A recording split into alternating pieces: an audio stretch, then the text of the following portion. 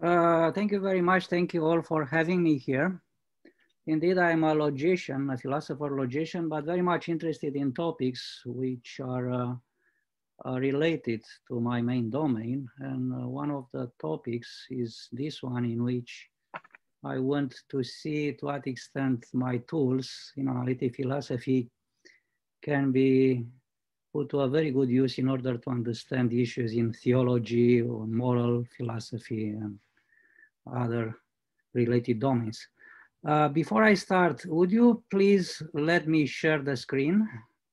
You are the host and you disabled me, so I need to use the screen. Am I the host? Did I disable you in some form? I don't know whether or not you are the host, but the message is that host disabled participant screen sharing. So whoever is the host has to give me the permission to use the screen.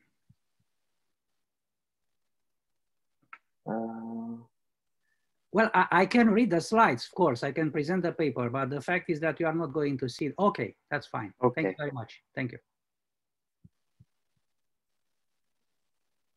Now you actually used the screen. You have to leave me to use the screen.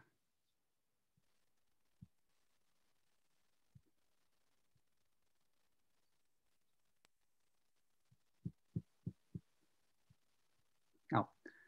Okay, we'll do. So let me just open my presentation.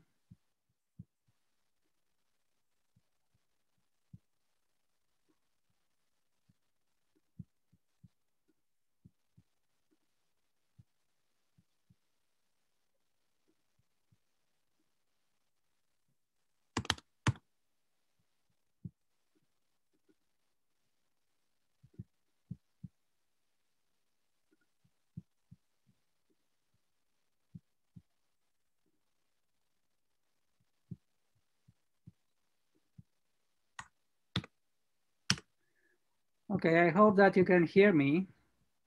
Unfortunately, you cannot see the slides, but well, we'll have to leave it at that. So as you said, my whole project, which is about to be published in an edited volume, whose coordinator is Professor Paul Fides, Regent's Park College, Oxford. And the project is on love, metaphysics of love. My project is to show to what extent Aristotle's metaphysics of substance, individual substance, can be put to bear in order to understand the concept which is crucial in his own ethics, Nicomachean ethics, and that concept is the concept of friendship love, Philia.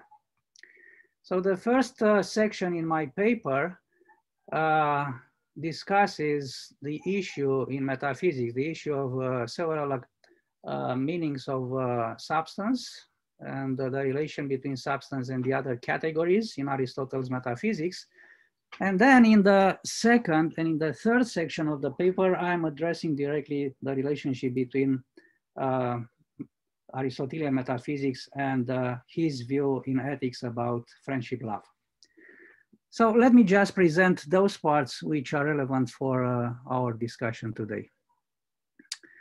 What I'm going to do is to relate Aristotle's understanding of substance as individual and particular to what he regards as friendship love between individual persons.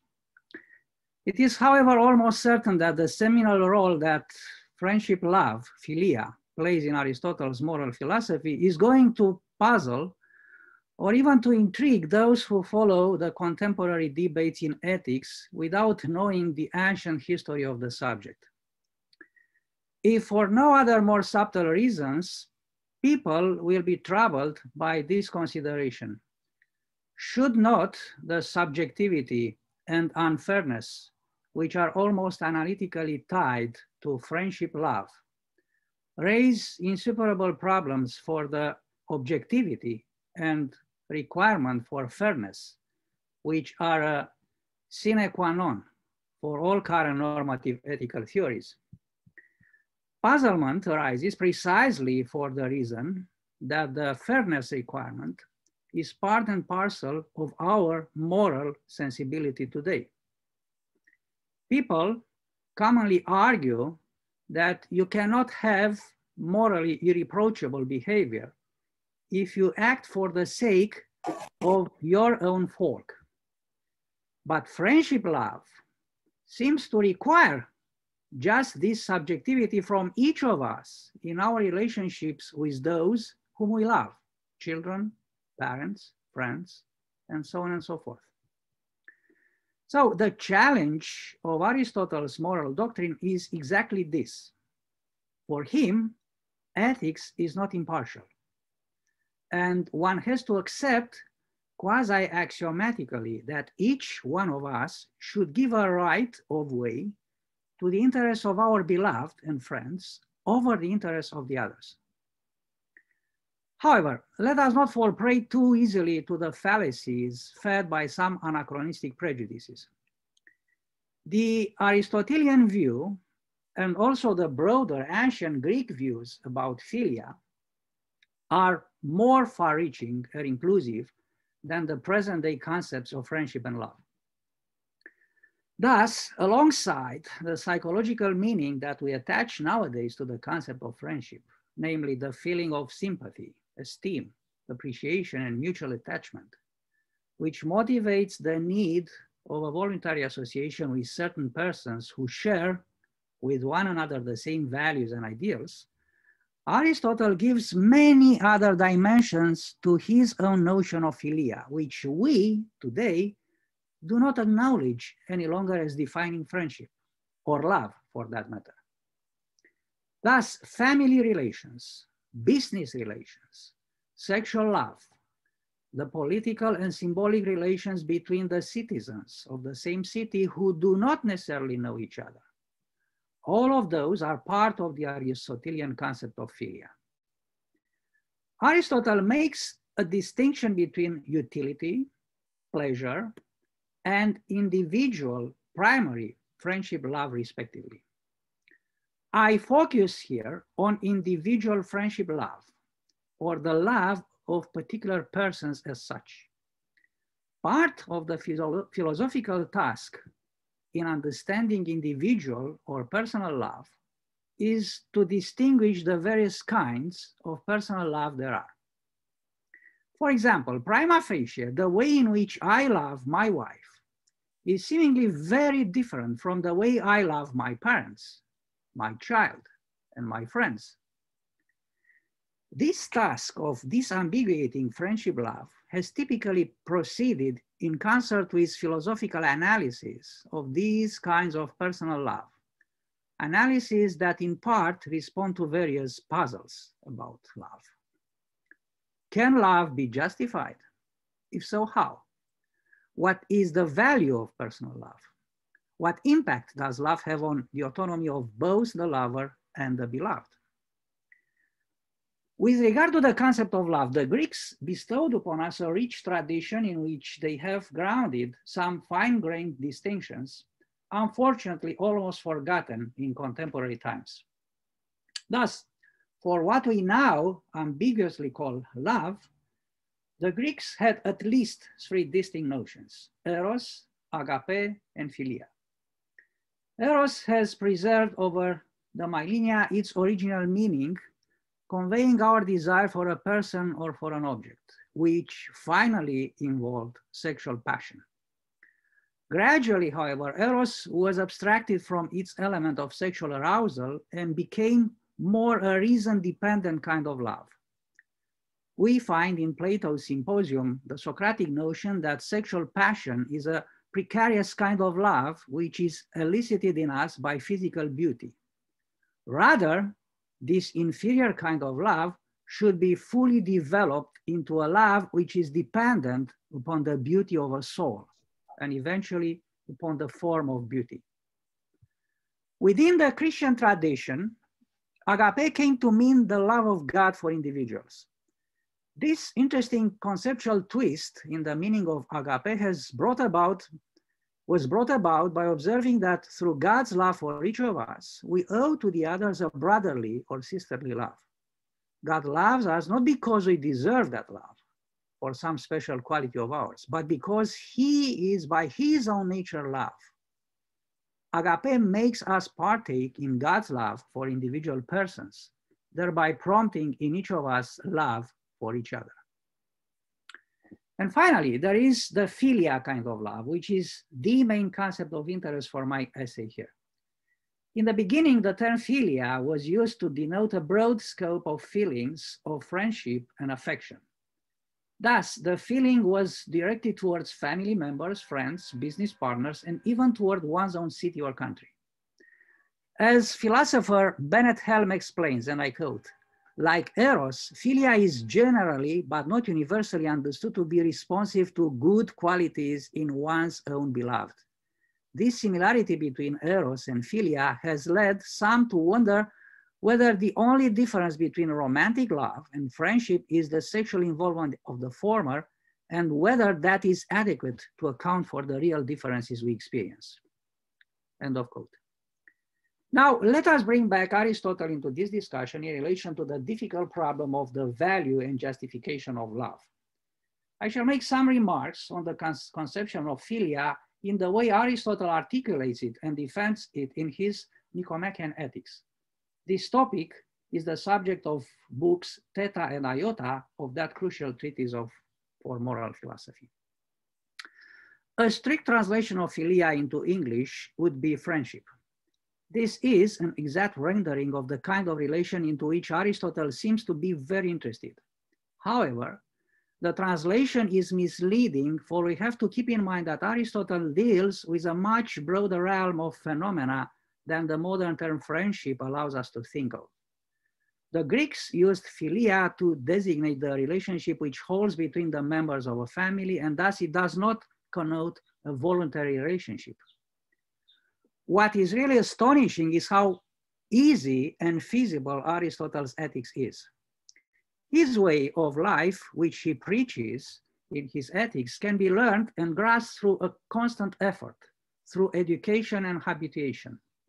Moreover, Aristotle's ethics does not put unreasonable pressures on those who aspire to live an ethical life. One is not supposed to be a saint, as it were, in order to live the good and the right life. Every human person is able to train himself or herself in order to live a virtuous life and to practice the good. And philia, as the friendship-love relationship to your peers, is the key which unlocks the access to ethical behavior, notwithstanding how baffling this could appear to us today. Through one's own constant effort and will to practice the virtues, and through the habituation to do the good deeds, the individual accomplishes his or her eudaimonia, or the flourishing of his or her personality, eventually achieving a person's own happiness. Although Aristotle is very much interested in the classification of the various forms that friendship could take, his main focus in books Theta and Iota is to point out that strong connection of virtuous deeds to friendship. He defends his own view of happiness as a virtuous activity, and he also shows how gratifying it is for a given person to hold as many friendship-love relations as it is appropriate for him or her to hold in order to fulfill his or her potentiality. Aristotle's taxonomy builds upon the premise that there are three main reasons for which a person may like another person. One may like someone because he or she has a good character, or because he or she is useful, or because he or she is likable. Therefore, there are three grounds for friendship according to the qualities which bind together the friends. Thus, if two individuals acknowledge each other's good character and spend together a lot of quality time, while they are combining their efforts to do stuff which triggers their virtues, then they are forming a kind of friendship. If they are equally virtuous, then their friendship is perfect. But if, however, there is a serious disproportion between their moral developments, such as there is a disproportion between a parent and his or her young child, then even if their relation may rest on the good character of one of them, their friendship will be nevertheless imperfect due to the inequality that holds between them. Now, it is extremely illuminating to notice that in introducing his discourse on friendship, Aristotle builds upon a central notion pertaining to his understanding of this moral relation. A genuine friend is that person who loves or likes his or her friend for his or her own sake and for his or her own good. To wish whatever is good for the other's sake is what Aristotle calls the goodwill, eunoia. And friendship is the goodwill which is reciprocated under the condition that each one is acknowledging this attitude toward the other. Thus, philia is a relation among individuals. Now, a basic question is, why do we love after all? Any account of love needs to be able to answer some such justificatory question.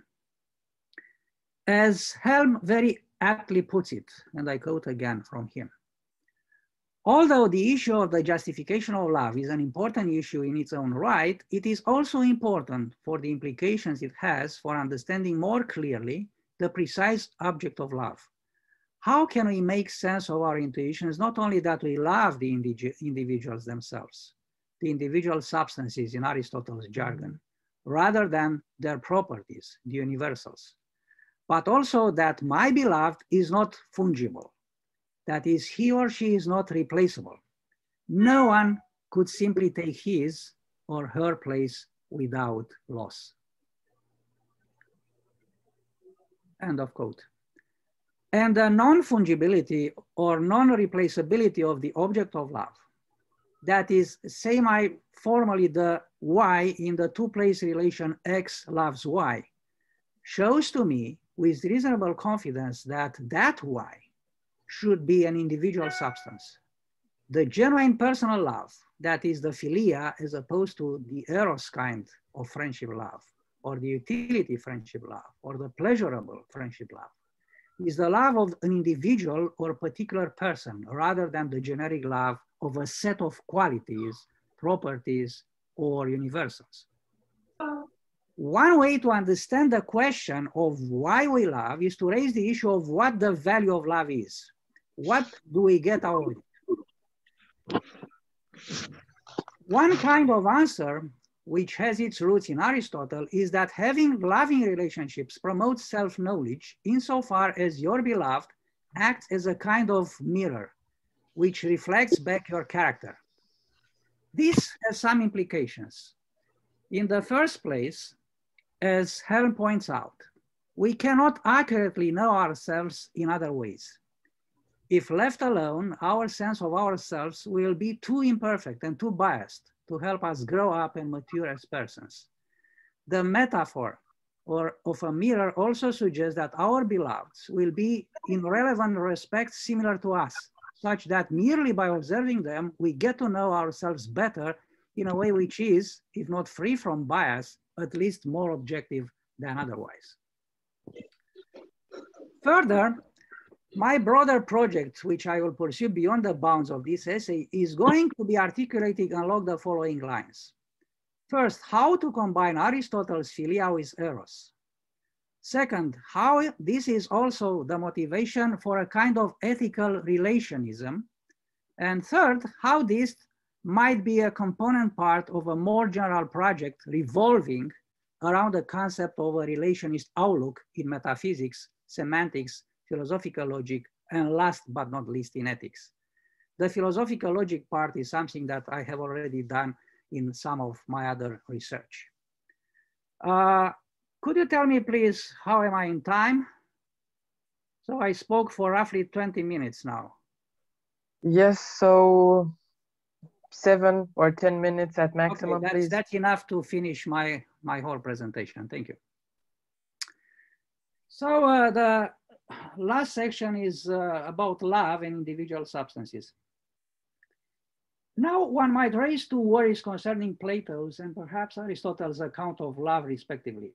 And these also concern in general love as a relation to Platonic universals rather than a relation to Aristotelian individuals or individual substances which cannot be predicated on any entity whatsoever.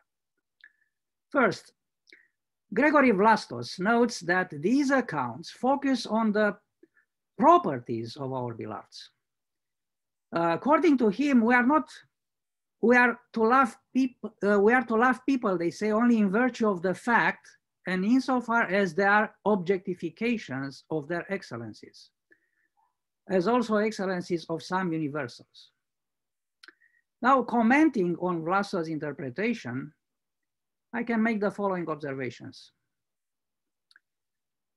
Consequently, he argues in doing so, they fail to distinguish this disinterested affection for the person we love from appreciation of the excellences instantiated by that person. That is, Vlastos thinks that Plato and Aristotle provide an account of love that is really a love of properties rather than a love of persons, love of a type of person rather than love of a particular person, thereby losing what is distinctive about love as an essentially personal attitude. This worry about Plato and Aristotle might seem to apply just as well to other accounts that justify love in terms of the properties of the person. Insofar as we love the person for the sake of her properties, it might seem that what we love are those properties and not the person as such. A second worry concerns fungibility or replaceability of the object of love by a similar object. In contradistinction to Vlastos' interpretation of Plato's and Aristotle's views, which seem to give a justification of love not in individual or personal terms, but in terms of the excellencies of the properties instantiated by those individuals, I myself see a strong connection between the Aristotelian notion of an individual substance and philia as love for that individual. And if this is the case, then the reason for a genuine philia toward an individual should not be that individuals instantiating a bundle of properties. For it may very well be that some other completely distinct individual instantiates to a better degree the same bundle of properties, which would reasonably lead to the idea that the former individual whom I genuinely love is fungible. And if this were so, the very original philia relation to the former individual would be upset. It follows that to the extent that philia is a loving relation to a given individual, and if this relation is a result of an historic causal connection to that individual, the object of philia relation could not and should not be fungible. I also find my own interpretation of philia consistent with Robert Nozick's union view of love. For one thing, the union view is reminiscent again of Aristotle. A friend whom we love in the philia kind of way is another self of ours. He or she is like our extended self, but only as united in a we with us, or we would be treating the friend as a mere projection of ourselves. Commenting upon Nozick's views, Helm writes, and I quote, "So it is because love involves forming a we that we must understand other persons themselves and not their properties to be the objects of love. And it is because my very identity as a person depends essentially on that we that it is not possible to substitute without loss any object of love for another." End of quote. In Aristotle's language, it is my own individual flourishing, eudaimonia, that depends on the we. In order to support the claim that our own individual flourishing depends upon this relationist outlook of philia, let me briefly mention another account of love, originally articulated by Nera Kapoor Badwar, that may be called the robust concern account of love. When one loves someone in a disinterested way, one loves him or her for his or her own sake. And then the very idea of substitutability of the beloved makes no sense at all. Again, the fungibility of the beloved is ruled out by this strong philia kind of love. For Badwar, the object of love is thus phenomenologically non-fungible. By this, she means, and I agree with her, that we experience our relationship with our beloveds to be irreplaceable. For me, this strongly suggests that love is rooted in a historic relational attitude. Within the bounds of this essay, I cannot go into a more profound and thorough argument about this approach. For now, suffices to say that in the philia kind of love relation, there is a causal historic content involved. In my own view, the non-fungibility of the beloved is a key feature of the concept of philia. What makes the beloved individual non-fungible is precisely the whole causal history of the relation. And what makes philia an historic relational attitude is the fact that the properties of the relation as such are not attributable to the persons who are connected by that relation. In other words, this relational feature of philia goes against a brute form of atomism and individualism, which also brings along with it a form of intrinsicalism. What I mean by the latter is that the feature of the philia relation are not just some features that supervene upon the intrinsic feature of the persons who bear with each other that philia relation. It is this non-reductionist reading of the features of the philia that accounts for my own relationist outlook. My contention is that these relationist causal historic features of philia are consistent with Aristotle's notion of individual substance, and I intend to develop this case further in the future work. Here I am simply highlighting the decisive place of the Aristotelian notion of friendship love as a sui generis commitment and dedication toward the flourishing and the well-being of one's own friend, who is one's own peer and companion in the process of cultivating the virtues for his or her own sake and for his or her own well-being.